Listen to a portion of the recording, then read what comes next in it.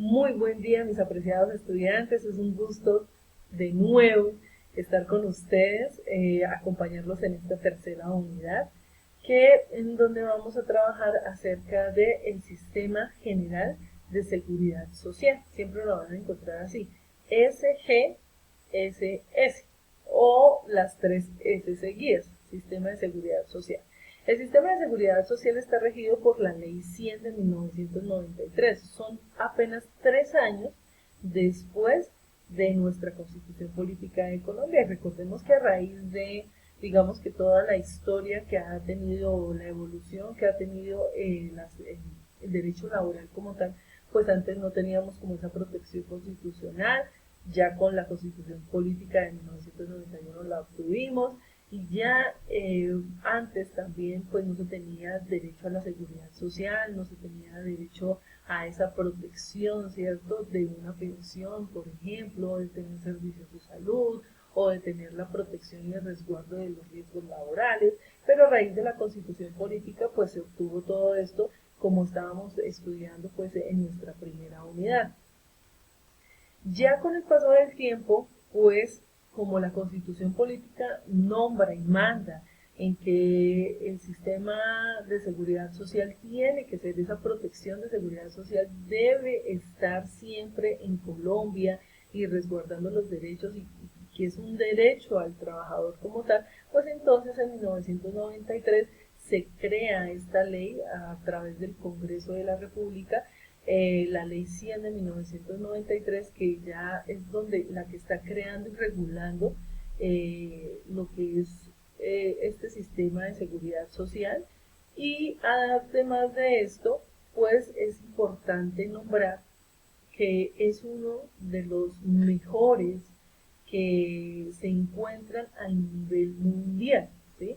Entonces digamos que Colombia es pionero en este sentido, a pesar de pues que se han entregado muchas críticas acerca del sistema, pero sí hay bastantes errores. ¿En qué sentido? En que en la mitad del camino surgen, podríamos decir, la corrupción, ¿cierto? Surge el hurto a los dineros estatales, surgen muchísimas cosas, mala administración, pero el sistema como tal, según los expertos y los investigadores de este tema, dicen que Colombia tiene uno de los mejores. Bueno, entonces, bueno, este sistema de seguridad social tiene como objeto, vamos a buscarlo aquí, tiene como un objeto pues proteger precisamente a todos los colombianos con respecto al sistema como tal. Pero se me olvidó comentar.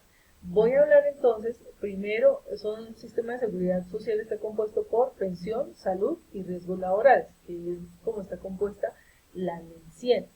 Entonces, vamos a hablar un poco de pensiones. Con respecto a lo que es las pensiones, o dice protección en pensiones, pues la ley 100 dice que lo que se busca como tal es que el trabajador tenga una protección especial cuando llegue a una edad establecida. Para las mujeres va a ser 57 años, para los hombres va a ser 62 años de edad. Y cuando lleguemos a esa edad, que se supone la vejez, se supone, porque aún estamos muy jóvenes y productivos, pero la ley ha establecido que a esa edad ya se puede retirar el trabajador, definitivamente ya puede dejar de trabajar, y tiene derecho a recibir una pensión, que es una mesada pensional. ¿Qué quiere decir esto? Que tiene derecho a recibir un dinero mensualmente, ¿cierto? Como mesada pensional, sin necesidad de estar trabajando. Esa es la pensión. Asimismo, tenemos derecho a una pensión de invalidez o una pensión por muerte. La pensión de invalidez es cuando nosotros tenemos un accidente o una enfermedad que no es de origen laboral, ¿cierto? Porque las enfermedades y los accidentes de origen laboral ya los va a cubrir la ARL o los riesgos laborales. Pero cuando es de origen común, que no tiene que ver con algo que, con el ejercicio, con el trabajo que nosotros realizamos, entonces es de origen común, y por tanto perdemos esa capacidad de trabajo. Entonces nos invalidamos. Al tener una invalidez, pues vamos a tener derecho también a esa remuneración mensual. O por muerte, pues ya digamos que el trabajador que fallece o el pensionado que fallece, pues tiene unos beneficiarios. ¿Por qué? Porque hay personas que dependen económicamente de este. Por tanto, hay una pensión, digamos que ya no es para el pensionado, para el afiliado, porque pues ya murió, ¿cierto? El causante, pero sí hay para sus beneficiarios esa pensión, que es la pensión de sobreviviente, ¿vale? Entonces, bueno, que también podemos ver, que hay unas afiliaciones, las afiliaciones pues hay voluntarias y obligatorias. Entonces, esas afiliaciones obligatorias son para todas las personas que tienen contrato laboral, que a los servidores públicos, los trabajadores independientes con contrato de prestación de servicios, los trabajadores por cuenta propia, ¿cierto? Todos ellos tienen una obligatoriedad de estar afiliados a la seguridad social. Si no están afiliados, pues van a incurrir en unas sanciones bastante amplias. Por un lado, el empleador, ¿cierto? Y también por el otro lado, el trabajador directamente. Y de forma voluntaria, pues entonces todas las personas del país que quieran afiliarse al sistema de seguridad social en pensiones tienen derecho y lo pueden hacer perfectamente. Las prestaciones económicas, pues entonces el hecho de que nosotros estemos afiliados a las pensiones como tal, a pensión, pues vamos a tener unas pensiones, unas prestaciones económicas. Y me permito correrme aquí por este ladito como para no hacer tanto estorbo. Y entonces, ¿qué pasa?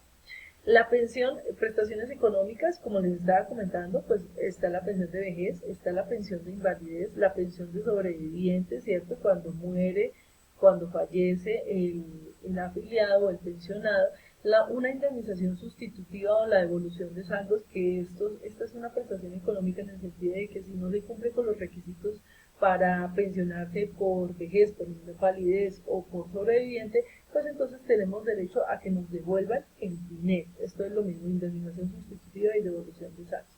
También tenemos un auxilio funerario, ¿cierto? Y el régimen especial de pensión familiar. El auxilio funerario es para que entregarle a la persona que sufraga los gastos del funeral del pensionado o del afiliado que fallece, ¿cierto? Y se les va a entregar pues el auxilio funerario, que va a tener también sus requisitos, y eso más adelante ustedes también lo van a ver. Y la pensión especial, que es una pensión familiar en donde resulta que ninguno de los dos cónyuges cumple con los requisitos para pensionarse, pero si se unen, ¿cierto? Si se unen las condiciones para lograr una pensión, y eso se va a llamar pensión familiar. Entonces le entregan una pensión a los dos cónyuges. Esa es una pensión especial, ¿vale? También vamos a encontrar el IBC. Hemos visto a raíz del desarrollo de nuestro módulo, el índice de base de cotización, ¿cierto? Que es donde también encontramos con la liquidación de la nómina. Ese índice de base de cotización, pues nos dice que para los empleados dependientes, o sea, aquellos que tienen contrato laboral, se calcula sobre el salario recibido por el trabajador con un máximo de 25 salarios mínimos, en donde ya como ustedes lo vieron en la nómina, perdón, voy por acá, como ustedes ya lo vieron, el 12% aporta el empleador y el 4% el trabajador, para un total del 16% para pensión. Cuando hablamos de el salario integral, pues ya ustedes lo recordarán, y decimos que es sobre el 70% del salario integral, en donde el 12% también aporta el empleador y el 4% el trabajador. Y cuando son trabajadores independientes, entonces tenemos que calcular el ingreso del trabajador independiente por el 40%, y este será la base para el IBC, ¿cierto? Para aportar a pensiones, en donde el trabajador aporta el total, el 16%. Entonces es algo bastante importante. Otra cosa muy diferente es el IBL. El IBL es el ingreso base de liquidación, IBC, ingreso base de cotización, y el IBL es el ingreso base de liquidación. ¿Para liquidar qué? Pues liquidar la pensión. Entonces, ¿cuánta pensión, cuál es el valor mensual que yo voy a recibir como pensión? Ah, bueno, tengo que hallar el IBL. Ese IBL es, digamos que, el promedio de los salarios que se han recibido durante los últimos 10 años, ¿vale? Bueno, entonces finalmente resulta que para pensiones o el régimen pensional está regido por dos sistemas.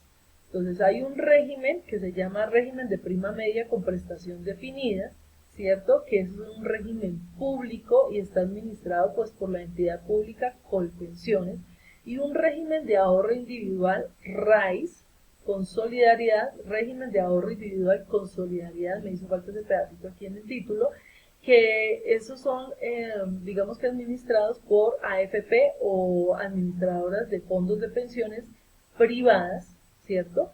Y pues están las diferentes fondos, ¿no? Entonces lo que encontramos, Porvenir, Protección, por fondos, etc., que van a, digamos que son diferentes administradoras a las cuales yo me puedo afiliar. El trabajador, o digamos que puede escoger de manera libre a cuál fondo y a cuál régimen se puede afiliar. Por tanto, es obligación del empleador afiliar al trabajador, ¿cierto? Para, digamos que de manera de afiliarlo para que obtenga esta protección. Bueno, en cuanto a lo que es el sistema de seguridad social en salud, tenemos unas prestaciones asistenciales y económicas también bien interesantes a saber. Entonces, en cuanto a lo que es salud, ¿cierto? Pues vamos a tener unas atenciones médicas, que es el POS, el Plan Obligatorio de Salud, en donde él va a tener o va a contener ciertos servicios que se van a entregar por medio de la IPS. Entonces, ¿qué pasa? El trabajador también tiene la libertad de decidir a qué EPS se va a afiliar, que es la empresa prestadora del servicio de salud como tal, y esas son las EPS. Pero las EPS subcontratan a otras entidades privadas, por ejemplo, la clínica, por ejemplo, los hospitales, por ejemplo, sí, otra clase de entidades que son las IPS, ¿cierto? Instituciones ya prestadoras de servicio de salud. ¿Para qué? Para que estas IPS sean las que presten los servicios de manera directa, y después de prestar el servicio de manera directa al afiliado, pues entonces le va a cobrar a la EPS. Y la EPS pues entonces va a pagar por los servicios prestados. Pero sin embargo, el trabajador, el empleador va a aportar esa a la EPS. Va a tener también una atención especial materno-infantil, pues esa atención a la mamá, al niño recién nacido. También hay una atención especial por accidentes de tránsito. Entonces, en un accidente de tránsito primero se va a atender por medio del seguro del vehículo hasta un punto, un tope, y después lo va a atender la EPS. Y también vamos a tener una atención en urgencias, pues que ya sabemos que esa atención en urgencias, cualquier eventualidad que sea urgente, entonces vamos a asistir a una IPS, y esa IPS nos va a estabilizar para después solicitar las citas médicas. Bueno, otra clase pues también está de ese sistema, están las incapacidades, que la EPS se va a encargar de pagar las incapacidades. La licencia de maternidad, que esa EPS también se encarga, las licencias no remuneradas, y cuando se trata de accidentes de trabajo y enfermedad laboral va a ser la ARL. Entonces los invito a que continuemos estudiando la unidad y desarrollando las actividades propuestas. Muchísimas gracias y nos vemos en una próxima oportunidad.